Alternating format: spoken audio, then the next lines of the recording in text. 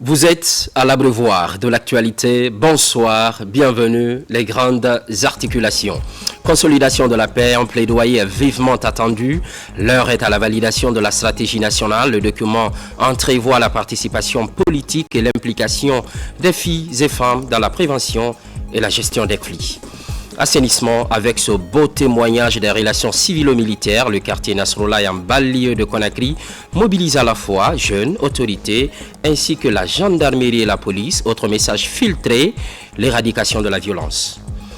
Cancan pour parler des échos de Fitness Tour. Pour cette deuxième édition, les jeunes ont pris rendez-vous au stade Mbaloumadi Diakité. La bonne santé et le calme dans le Nabaya demeurent les enjeux de cette retrouvaille. C'est tout pour les titres. Consolidation de la paix, je vous le disais à l'instant, un plaidoyer vivement attendu. Place pour le moment à la validation de la stratégie nationale. Le document entrevoit la participation politique et l'implication des filles et femmes dans la prévention et la gestion des conflits. Robert Siditolno, compte rendu.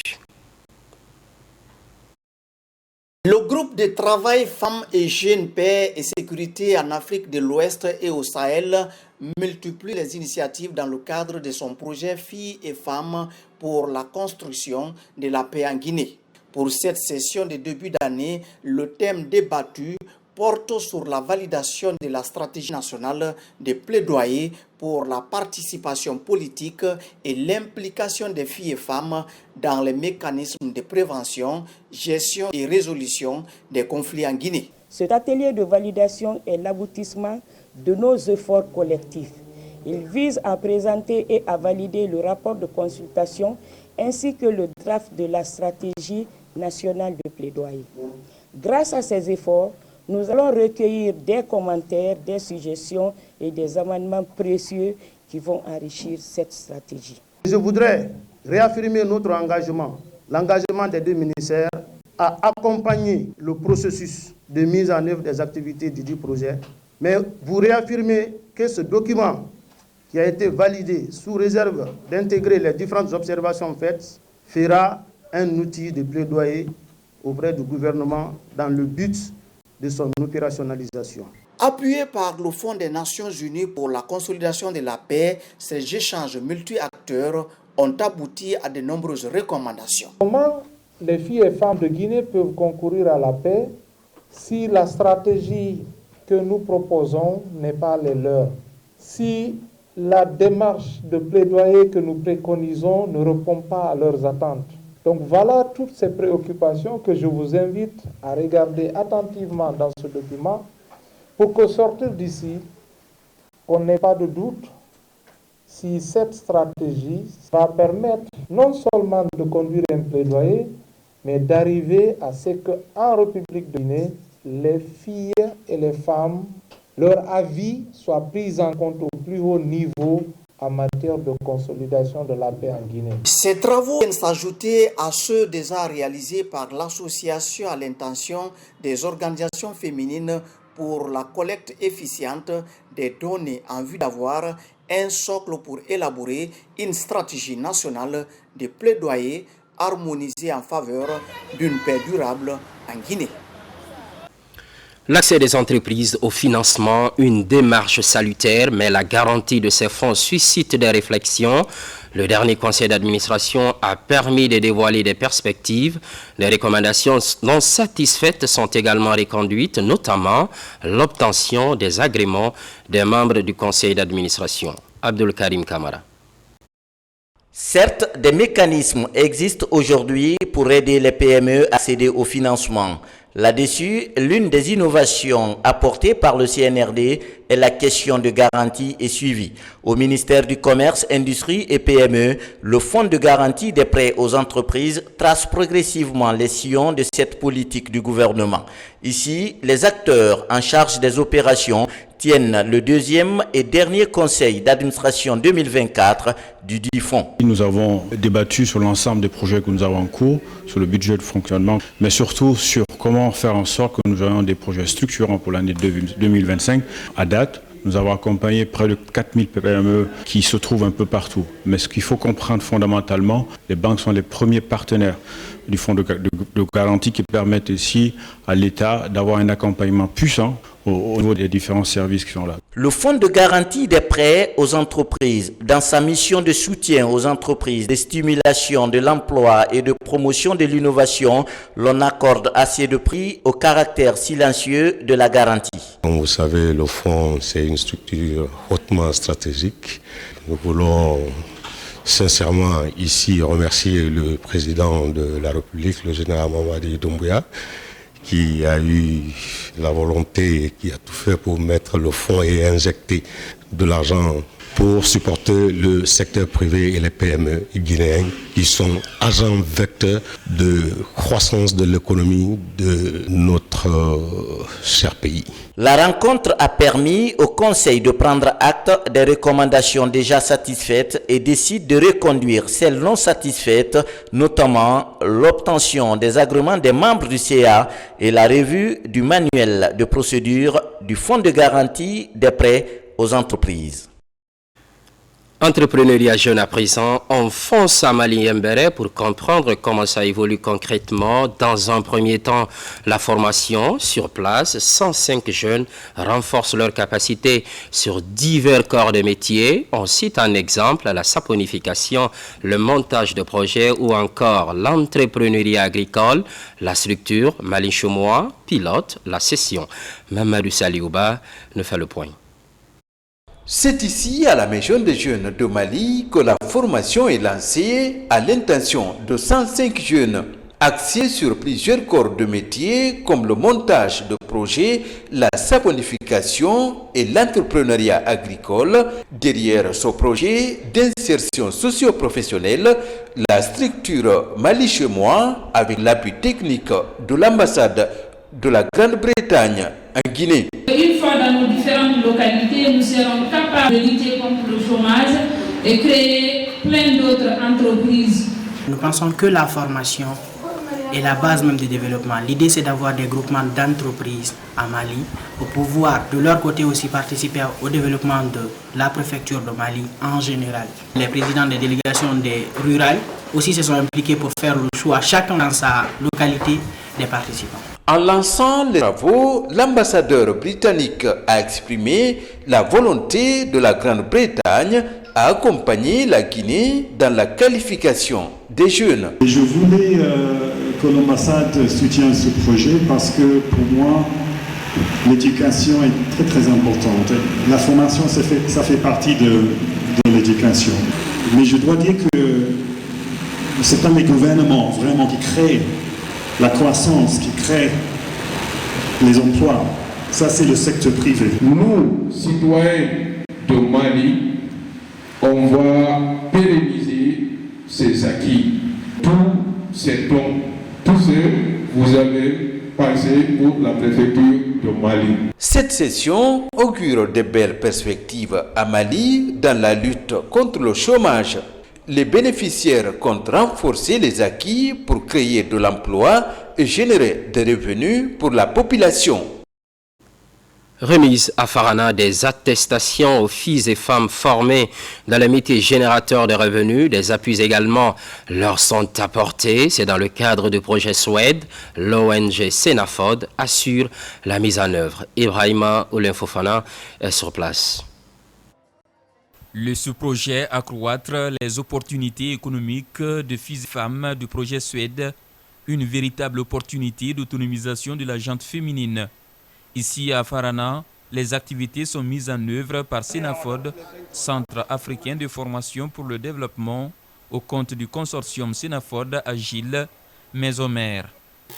Notre présence ici se justifie par la remise des attestations et des appuis aux filles et des femmes formées au KF et au CFP pour les corps de métier générateurs de revenus intéressant la couture, la coiffure, la teinture, l'art culinaire, la broderie et la saponification. À mes chères mamans, aujourd'hui vous avez été formés, vous avez bénéficié d'une formation. Il faudrait que cette formation puisse apporter au moins quelque chose dans vos différentes familles. Puisque une femme qui est autonome, c'est une famille qui s'épanouit. Dans la région de Farana, cette formation d'autonomisation a touché 8093 filles et femmes. Un appui de la Banque mondiale très félicité par bénéficiaires et autorités. Moi, Oumou, j'ai quitté l'école depuis le temps du feu président Ahmed Sékou Touré. Mais c'est ce projet qui m'a permis d'être une formatrice. Et aujourd'hui, je reçois mon salaire dans une enveloppe. Nous sommes très contents des autorités. Nous constatons aujourd'hui que le développement des infrastructures va de pair avec le développement du facteur humain, du potentiel humain, et surtout les femmes, ce qui va concrétiser effectivement le projet Suède dans son grand volet de dividendes démographiques. Cette cérémonie est marquée par des sketchs basés sur l'autonomisation des femmes.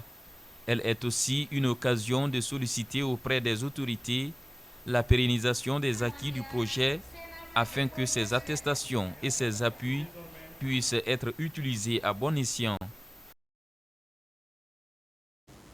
Pendant ce temps, les populations de l'Aîné sont en extase. Nous sommes bien dans la préfecture de Lola. Il s'agit de la libération de 71 détenus, parmi eux des personnes âgées, des femmes et des mineurs, mettant fin à leur incarcération.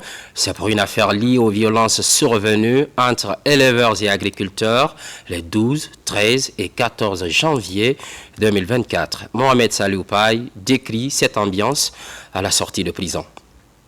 En détention depuis janvier 2024, 71 détenus recouvrent la liberté suite à une audience de référé pénal. Ils étaient poursuivis dans l'affrontement entre agriculteurs et éleveurs survenu dans la commune rurale de l'Aîné à Lola. Cette mesure est un signal fort qui vise à encourager la cohésion sociale et à promouvoir le vivre ensemble entre les communautés. L'objectif de notre présence ici à l'Aîné, c'est de venir accompagner les 71 personnes qui ont été arrêtées et conduites dans les différentes prisons de la Guinée, qui ont été libérées par le président de la République en la personne du général Modi Doumbia. C'est une grande joie pour moi de les voir parmi nous et qu'on séjourne ensemble, qu'on s'agite ensemble. Ce que Dieu dit, c'est ce qui se fait. Vraiment, je remercie le gouvernement d'avoir libéré mes frères. L'initiative est vivement saluée par les autorités communales et la notabilité de l'Aîné qui ont formulé des recommandations afin de garantir une paix durable dans la région. D'autres mesures sont attendues pour ainsi éviter de tels conflits. Il s'agit d'assurer une meilleure gestion des relations entre éleveurs et agriculteurs. Nous voudrions réellement remercier tous les acteurs impliqués dans la libération de ces prisonniers. C'est pourquoi je voudrais interpeller tout le monde, que ce soit éleveur, agriculteur, pour que chacun respecte ses devoirs, pour que le droit soit respecté. Vraiment, Excellence, Monsieur le Président, nous qui sommes là, nous ne sommes seulement que des citoyens. Nous vivons aux dépens de vous. On vous remercie d'avoir libéré nos enfants. La réintégration de ces personnes dans leurs communautés respectives est perçue comme une étape importante pour renforcer le tissu social et éviter de nouvelles tensions en région forestière. Service spécial de lutte contre le crime organisé, le commissaire principal de police, Mohamed Lamine Simakan, est promu à la tête de cet important service relevant de la présidence de la République. Il remplace le commissaire divisionnaire de police, Abdul Malik Kone, passage des témoins attesté par le vérificateur général, colonel Morikaba de la police nationale. Après plus de 2 ans à la tête des services spéciaux et de la lutte contre le crime organisé, le commissaire divisionnaire de police Abdul Malik Kone passe témoin au tout nouveau patron du secrétariat général de la République chargé des services spéciaux et de la lutte contre le crime organisé. En passant le témoin aujourd'hui à mon successeur, je ne doute pas son engagement de poursuivre le combat avec détermination, patriotisme et loyauté. Aux cadres et agents, policiers et gendarmes, je vous invite dès maintenant à resserrer les rangs autour de lui, le soutenir. Le promu mesure déjà l'ampleur de sa mission. Pour la réussir, le commissaire principal de police, Mohamed Lamine Simakan, tend la main à ses nouveaux collaborateurs. Il s'agit de restaurer la confiance entre mon service et la population, de faire reculer les violences, de casser le trafic de tout genre, mais surtout de trouver les solutions que la sécurité guinéenne doit assurer durablement. Chers collègues de service, pour atteindre mes objectifs, j'en appelle à votre esprit patriotique. Monsieur le secrétaire général entrant, promu par le chef de l'État, parce qu'il le connaît et il sait qu'avec lui, du bon travail sera fait. Et donc, en vous félicitant, je voudrais inviter tout le personnel de cette grande direction, veiller à ce que les partenaires de notre pays qui viennent investir dans ce pays soient en sécurité. Et Dieu vous en donne la force, l'intelligence, la sagesse et la santé pour y parvenir. C'est dans une atmosphère détendue devant un parterre d'invités que le nouveau patron des services spéciaux, le commissaire principal de police Mohamed Lamine Simakan, a été installé dans ses nouvelles fonctions. Ce dernier prend les rênes de ce département dans un contexte de refondation des institutions de la République tel que prôné par les autorités du CNRD depuis le 5 septembre 2021. Justement, dans la municipalité de Sonfonia, une brigade communale vient d'être installée. C'est un dispositif de salubrité publique déployé par la délégation spéciale de la zone. En plus de l'assainissement, la brigade va lutter contre l'insécurité. Aboubakar Diaby. Dans la nouvelle commune de Sonfonia, la lutte contre l'insalubrité et l'insécurité reste au cœur des activités de la nouvelle équipe dirigeante de cette nouvelle commune de la haute banlieue de Conakry. Déjà, une nouvelle garde communale est créée. Elle représente un pont entre la commune et les citoyens. Chaque numéro identifie le garde entrant sur le terrain. Et les citoyens aussi, à leur tour, dans les agissements de ces différents gardes communaux, peuvent vous faire des retours de la commune. Et une fois que tu as un garde en face de toi, tu as son numéro en face, la façon d'agir de ces gardes-là, que ce soit dans le bon sens ou dans le mauvais sens, tu peux faire le retour à la commune. Nous allons l'identifier et pouvoir améliorer le service au fur et à mesure. Cette nouvelle garde communale de Sonfonia, formée et équipée, incarne des valeurs citoyennes de la collectivité locale. La garde communale a pour but le bon ordre, la sécurité, la salubrité publique, la tranquillité publique, l'esthétique publique et la dignité humaine. Madame la présidente de la délégation spéciale a pris la bonne initiative de lancer le recrutement et la formation et la mise en place de sa garde communale conformément au code des collectivités locales. J'appelle à la population de rester calme, serein envers cette garde. Sans eux, cette garde-là ne pourra pas accomplir leur mission. C'est de les respecter, de leur accorder le maximum de respect. Pour la mise en place de cette police communale, la délégation spéciale de Sonfonia est accompagnée par le ministère de l'administration du territoire et de la décentralisation. Ces jeunes issus de la communauté de Sonfonia ont tous reçu un extrait du code révisé des collectivités locales, un document qui va les servir de bréviaire pour mener à bien leur mission. Développement local, préfecture de Beila, précisément Moribadou, l'association de ressortissants de Massanta lance ses activités, entre autres la mise en valeur de plusieurs espaces maraîchers dans la zone d'implantation du projet Simandou. Il est essentiellement question de créer d'autres emplois au-delà des opportunités offertes par ce projet minier. Lancé Kamisoko, correspondance. Les femmes de Massanta vivant à Moribadou se rangent en ordre de bataille pour l'amélioration de leurs conditions de vie. Cette résilience de la couche féminine est portée par la coopérative agricole des femmes innovantes. On était assises. On a pris une initiative. On dit, nous qui ne pouvons pas monter au mont, attends, on n'a qu'à s'organiser. On va faire l'agriculture. On veut travailler de nous-mêmes pour chercher vraiment à quoi manger. Ces activités porteront essentiellement sur l'exploitation de la couche féminine des ressortissants de Massanta vivant en situation précaire ici à Moribadou. Avec la mise en œuvre de ce projet, l'association des ressortissants de Massanta autour du Simandou exprime sa volonté de contribuer davantage à l'amélioration du climat de paix et de prospérité le long du méga-projet Simandou. Si nous-mêmes, nous nous engageons dans notre autodéveloppement, surtout le développement agricole, Le projet minier peut prendre fin demain après-demain.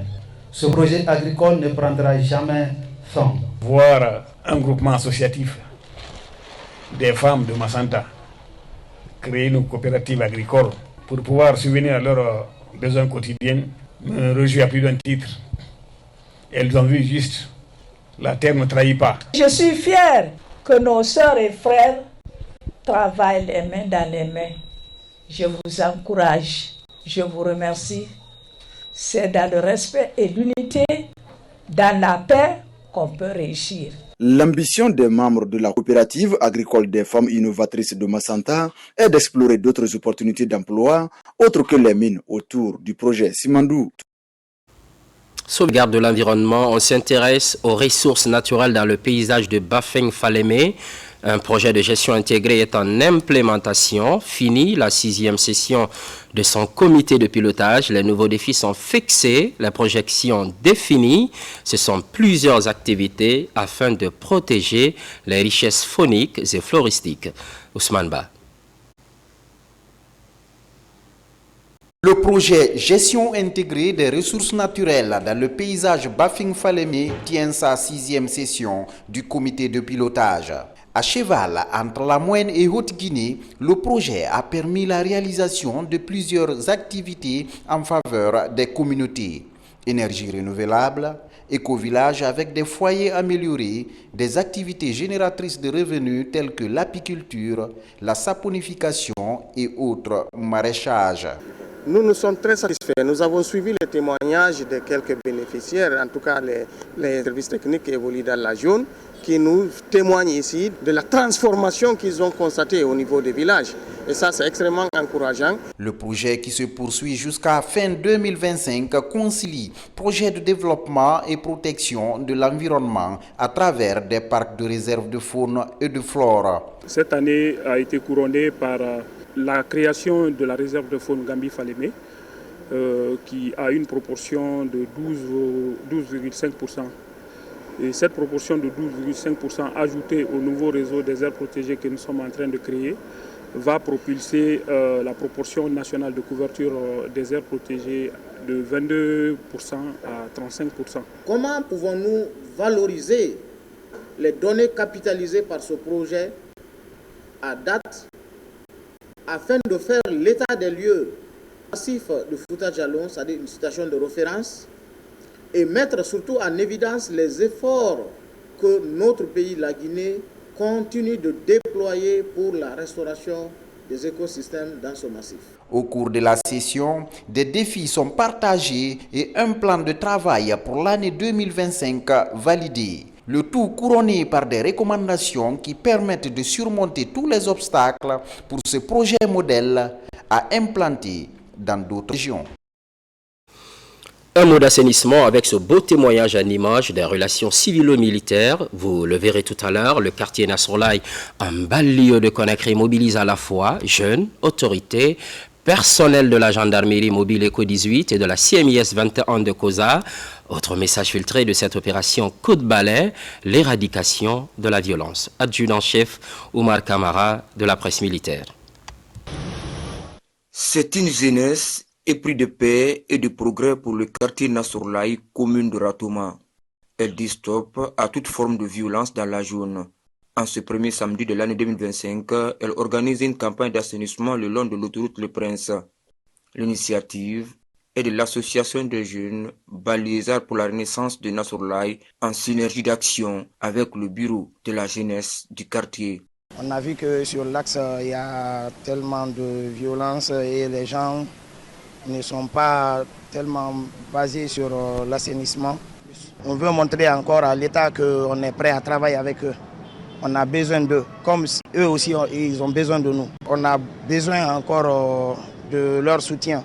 Mais ce qui me rend beaucoup plus content, c'est le fait que les forces de sécurité sont avec nous. Notre objectif, c'est d'éradiquer cette stigmatisation-là. Montrer à tout le monde que la jeunesse de Nasrolaye est une jeunesse consciente, est une jeunesse qui veut l'évolution du quartier de Nasrolaye et cette évolution qui ira jusqu'au niveau national même. Pour cette opération coup de balai sur l'autoroute Le Prince, L'escadron de gendarmerie mobile numéro 18 de Koza et la compagnie mobile d'intervention de sécurité de la localité accompagnent la jeunesse. Quiconque parle de développement, il faut forcément parler de la salubrité publique, de la jeunesse qui est la partie active de cette population. Nous ne pouvons que remercier, les encourager, et à chaque fois qu'il y a eu des activités organisées dans ma circonscription, j'ai été toujours contacté et je les encourage à pérenniser ces actions sur l'axe. Nous souhaiterons vraiment, avec l'appui des jeunes conscients, qu'il y ait zéro violence sur l'axe.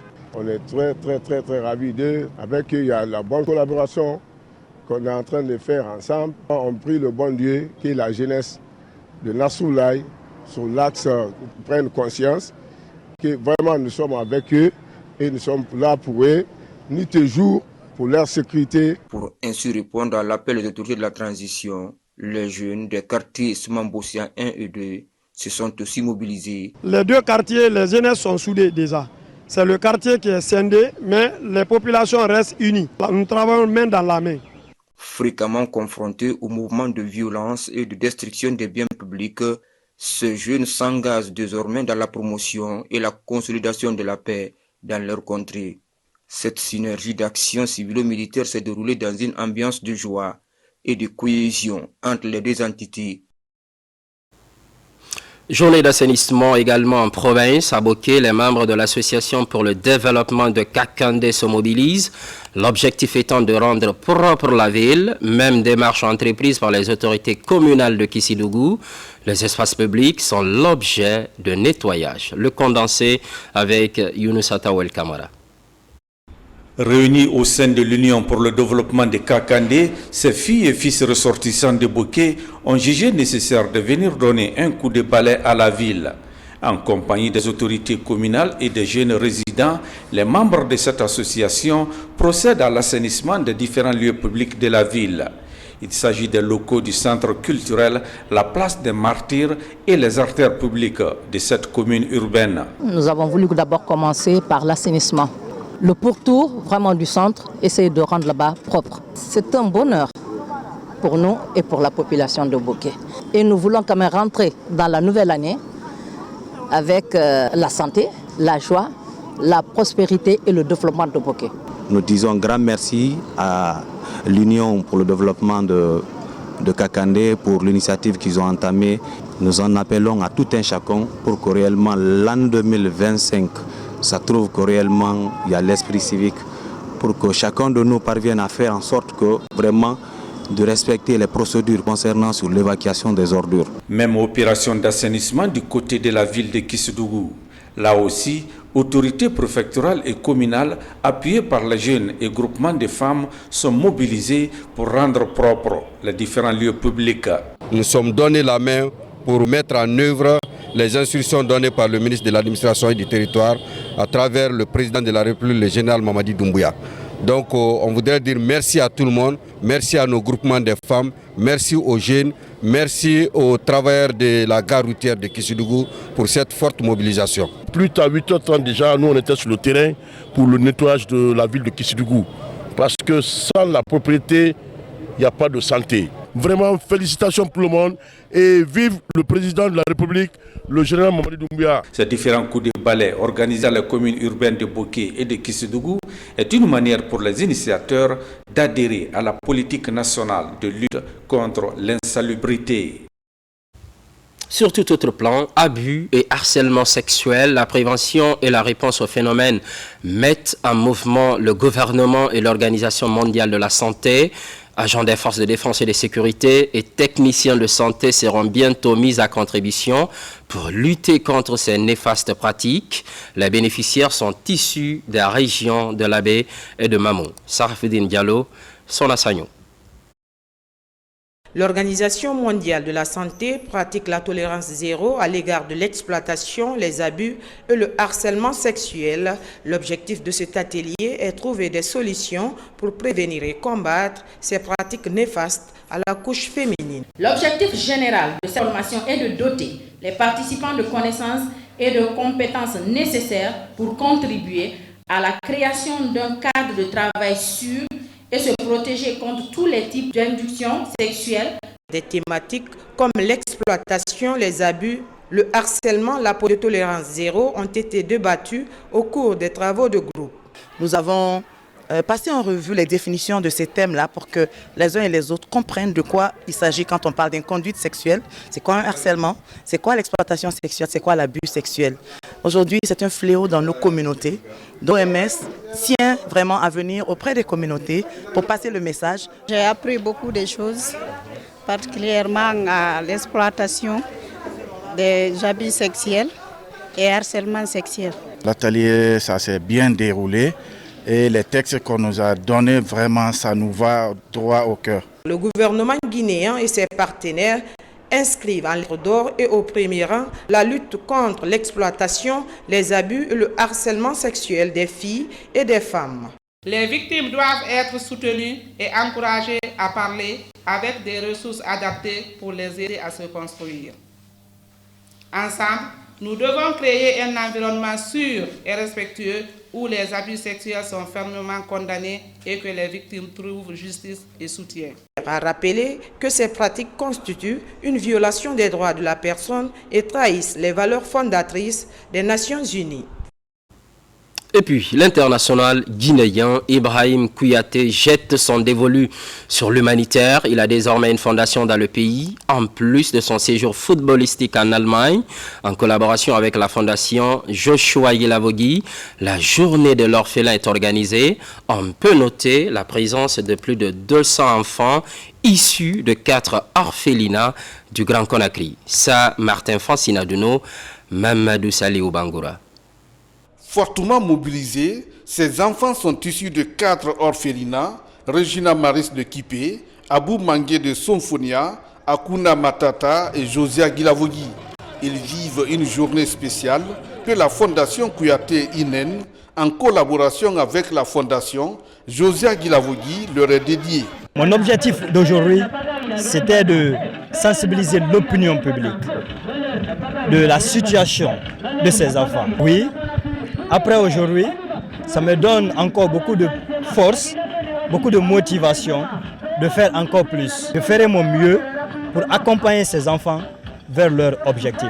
Je suis convaincu que l'avenir de notre nation repose sur l'importance que nous accordons à l'éducation de ces enfants. Le geste que nous posons aujourd'hui aura un impact positif immense sur le développement de notre chère Guinée. Des jeux, des spectacles de danse et de musique permettent aux enfants 4 orphelinats réunis de s'amuser tout en créant des souvenirs joyeux. On nous a donné à manger, on s'amuse bien. Ça m'aide à faire la connaissance de ceux que je ne connais pas et aussi essayer d'être leur ami. Les enfants placés en institution ont aussi droit aux activités de loisirs et de divertissement qui se passent soit entre eux ou au sein de la communauté. La journée de l'orphelin, organisée par la Fondation Kouyaté Inen, en collaboration avec la Fondation Josia Gilavogui, a été un succès marqué par des moments d'émotion et de partage. L'international guinéen Kouyaté Ibrahim, évoluant dans un club allemand, a également offert des vivres aux responsables des 4 orphelinats mobilisés à cet effet. Pendant ce temps, la mission évangélique du Calvaire 2025 commence avec de nouveaux défis. Cette église compte mettre l'évangélisation au centre de ses préoccupations. L'ambition a été exprimée au terme de 4 jours de partage de la parole biblique. Ça se passe entre fidèles guinéens et étrangers. La rencontre a lieu à Kendoumaya, préfecture de Koya. Ça, à Maratolno. Allez et faites de toutes les nations des disciples, déclare la Bible. En vertu de cette parole, les fidèles de la mission évangélique du Calvaire se sont réunis à Kendoumaya pour apprendre comment prêcher la parole de Dieu. L'enseignement est donné par des hommes de Dieu guinéens et étrangers. L'ordre suprême que Jésus a donné, c'est la formation des disciples. L'Église doit être composée des hommes et des femmes engagés et qui soient en mesure de témoigner de Jésus aux autres. Nous avons tiré des leçons. Il y a eu des prières pour l'Église guinéenne, des prières pour la nation guinéenne, des prières pour nos dirigeants, les pasteurs qui nous ont élevés, qui nous ont fait grandir dans la parole de Dieu. Au terme de 4 jours d'études bibliques, ces croyants s'engagent à apporter désormais l'évangile sur tout le territoire guinéen, en particulier, et aux 4 coins du monde en général. J'ai été aiguisé, équipé, établi pour annoncer l'évangile de Dieu. Et Christ m'a sauvé. Il m'a sauvé pour que je le serve sans crainte. En tant que femme, c'est d'encourager les femmes comme moi à partager leur témoignage avec ceux et celles qui ne connaissent pas le Seigneur. Cette rencontre, appelée Convention Capro, est la première plus grande rencontre de ces fidèles depuis l'implantation de leur église baptisée Mission évangélique du Calvaire en Guinée. Religion toujours, à l'occasion du Nouvel An, la délégation du secrétariat général des affaires religieuses est aux côtés des fidèles anglicans pour un culte commun. Seul objectif, prier pour la Guinée et sensibiliser sur la préservation de la quiétude sociale. Marouane Kamara. Après plusieurs églises de la capitale, le chef de cabinet du secrétariat général des affaires religieuses poursuit sa tournée de sensibilisation sur la paix. À la cathédrale Toussaint de Conakry de l'église anglicane de Guinée, la délégation du secrétariat général des affaires religieuses rejoint les fidèles pour une journée spirituelle marquée par des prières pour l'unité et pour les autorités. Cette tournée a commencé depuis la période de Noël et nous poursuivons justement cette tournée en passant dans les églises, et d'autres aussi sont en train de passer dans les mosquées afin de pouvoir inviter les Guinéens véritablement à préserver la paix qui est si chère à notre nation. Il revient à tous les chrétiens de pouvoir prier pour les autorités, de même que pour les musulmans, de prier pour les autorités, parce que la conduite de la destinée d'une nation dépend des autorités du moment. Cette journée de culte commun a mobilisé plusieurs anglicans. À travers des versets bibliques et des cantiques religieux, ces artisans de la paix implorent la grâce divine pour le pays et invitent les Guinéens à la préservation de la quiétude sociale. Le Guinéen doit maintenant bouger dans son cœur, dans sa pensée, dans sa façon de faire. Pas s'asseoir et dire que ce que l'autre fait est toujours mauvais. Non. Bougeons, bien-aimés. Marchons. Marchons pour que ce pays-là soit aussi parmi les beaux pays, les bons pays. J'interpelle et j'invite nos autorités à servir Dieu. Car si nous mettons Dieu, nous sommes sauvés de tous nos problèmes. La Guinée étant un pays pionnier de la paix, ses fidèles appellent les populations de toutes les obédiences religieuses à adhérer à cette politique de prière commune afin de construire un lendemain meilleur dans l'entente et l'amour fraternel. Depuis le 31 décembre, le port de Bolbini est inaccessible. Le site reste fermé et à juste raison. La sécurité des usagers, mais la traversée, quant à elle, n'est pas interdite. Pendant ce temps, les usagers sont obligés d'emprunter des bateaux sécurisés, une mesure permettant de sauver des vies en cette période de festivités de Nouvel An. Nabilaï Moussa Kamara pour compléter. Du mardi 31 décembre au dimanche 5 janvier, il est formellement interdit d'emprunter des pirogues à partir du port de Bolbiné pour la traversée de l'archipel des îles de Los.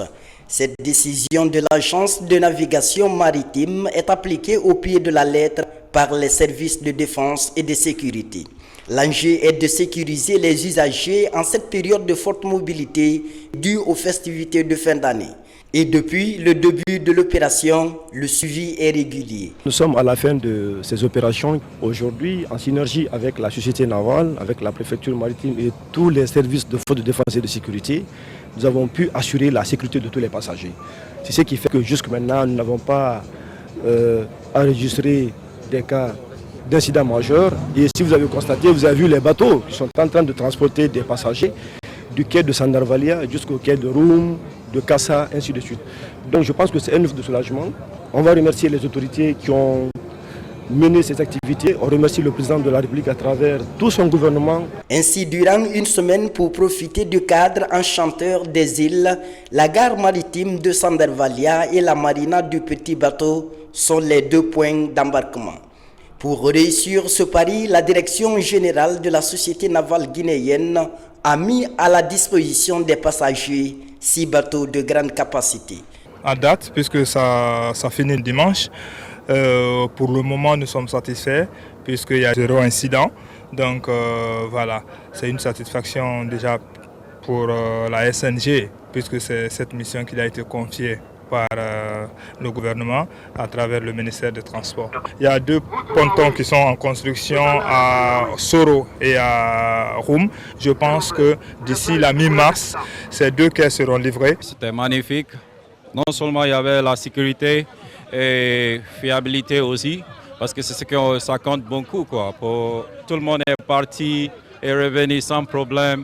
C'est ce qu'on a besoin de ça depuis. On peut dire que merci à Mamadi Doumbouya pour apporter ces supports-là pour la Guinée, quoi. Parce qu'en extérieur, c'est la même chose qu'on utilise là-bas. Dans un passé récent, les drames étaient récurrents lors des festivités du Nouvel An. Cette année, le dispositif sécuritaire est renforcé.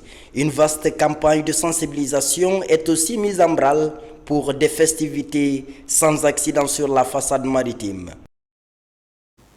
La traversée maritime rime aussi avec la découverte. Direction Forécaria. De plus en plus, le tourisme se développe. La promotion du secteur intéresse des bonnes volontés. Derrière cette conviction, les jeunes parviennent à s'insérer professionnellement. Ces initiatives offrent au public une gamme diversifiée d'activités récréatives. Cheikh Sanusi Sankon. Cette inauguration des espaces touristiques des Jardins d'Éden à Dandaya a eu lieu en présence des autorités communales et préfectorales de Forécaria. Cet événement qui marque le lancement d'une nouvelle dynamique récréative dans la préfecture est salué chaleureusement par les autorités présentes. Nous sommes venus pour l'inauguration de l'attraction des Jardins d'Éden. J'étais invité par M. Maracolé pour venir faire assister à l'inauguration de cette installation. C'est ça qui m'a motivé de venir avec mes cadres pour venir les soutenir moralement. Parce que ce qu'il fait, c'est dans notre préfecture. Si on ne l'accompagne pas, on ne connaît pas notre rôle. Nous sommes réunis ici pour célébrer l'ouverture officielle de 2 nouvelles attractions majeures. La tyrolienne et le parcours d'acrobranche du complexe Jardin d'Éden, qui représente une avancée significative pour le secteur touristique de Forécaria. Les Jardins d'Éden de Forécaria, un site écotouristique, offre désormais une multitude d'activités. Cette diversité d'offres fait des Jardins d'Éden un lieu idéal pour les amateurs de loisirs et de sensations fortes. Votre présence en ce jour spécial témoigne de votre intérêt pour le développement du tourisme, des loisirs et de l'éco-aventure dans notre belle préfecture.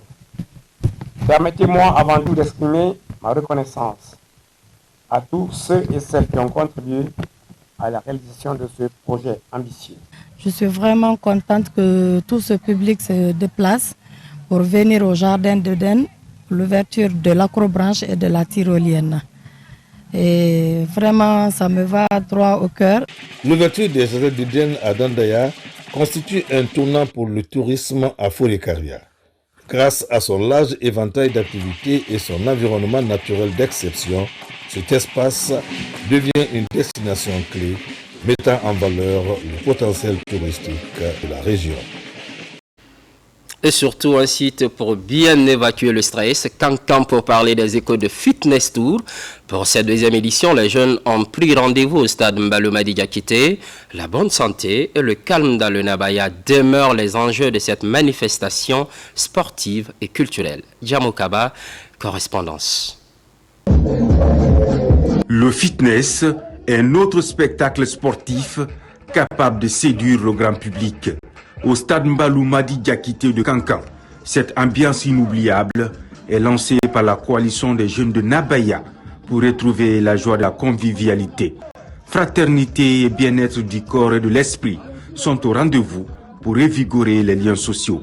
Aujourd'hui, c'est une fierté pour moi de me retrouver parmi la jeunesse de la Haute-Guinée, particulièrement la jeunesse de Nabaya, qui organise une fête des jeunes qu'on appelle fitness. Ça fait la 2e fois. Si ça s'élargit jusque sur le plan national, je crois le résultat vraiment sera salutaire. Et chaque Guinéen doit penser à l'unification de ce pays pour avoir la paix, la quiétude et l'entente. En musique, ces adeptes du fitness enchaînent des exercices pour optimiser l'endurance cardiovasculaire, la lutte contre le stress et des maladies. Autant d'enjeux du fitness pour réduire les risques de maladies. Cet événement sportif et mémorable révèle d'une importante capitale, car il contribue à l'amélioration de la santé publique de la population. Ce sport qui se développe petit à petit à Kankan sur l'initiative de la coalition des jeunes de Nabaya constitue aujourd'hui le meilleur remède contre les maladies cardiovasculaires et tant d'autres. Cette pratique sportive entretient la flamme de la cohésion de la jeunesse de Baté. La deuxième édition du Fitness Grand Tour de Nabaya annonce le nouvel an. Un nouvel an plein d'espoir pour la cause juvénile. C'est tout pour les infos. Merci pour l'estime sans cesse renouvelée. Merci également d'être au rendez-vous de la Guinée, notre paradis, terre de richesse et d'innovation. À très vite.